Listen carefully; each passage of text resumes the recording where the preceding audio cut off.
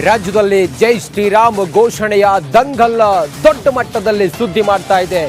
ಜೈ ಶ್ರೀರಾಮ್ ಅಂತೇಳಿ ಘೋಷಣೆಯನ್ನ ಕೂಗಿದ ವಿಚಾರಕ್ಕೆ ವ್ಯಕ್ತಿಯೊಬ್ಬನ ಮೇಲೆ ಹಲ್ಲೆ ಮಾಡಿರುವಂತ ಪ್ರಕರಣ ಈಗ ದೊಡ್ಡ ಮಟ್ಟದಲ್ಲಿ ರಾಜ್ಯದಲ್ಲಿ ಚರ್ಚೆಗೆ ಕಾರಣ ಆಗಿದೆ.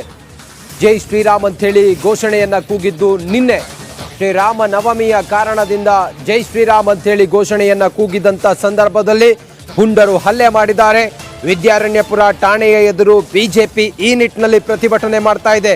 ಬಿಜೆಪಿ ಹಿಂದೂ ಕಾರ್ಯಕರ್ತರಿಂದ ಪ್ರತಿಭಟನೆ ನಡೆಯುತ್ತಿದೆ.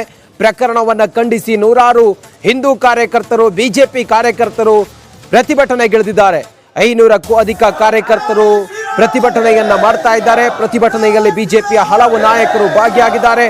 ಠಾಣೆಯ ಮುಂದೆ ಎ ರವಿ ಇದ್ದಾರೆ, ಮುನೇಂದ್ರ ಕುಮಾರ್ ಇದ್ದಾರೆ, ಮಾಜಿ ಕಾರ್ಪೊರೇಟರ್ ಅಶ್ವಥ್ ನಾರಾಯಣ್ ಸೇರಿದಂತೆ ಮಾಜಿ ಕಾರ್ಪೊರೇಟರ್ಗಳು ಸೇರಿದಂತೆ ಅಶ್ವಥ್ ನಾರಾಯಣ್ ಇವರ ನೇತೃತ್ವದಲ್ಲಿ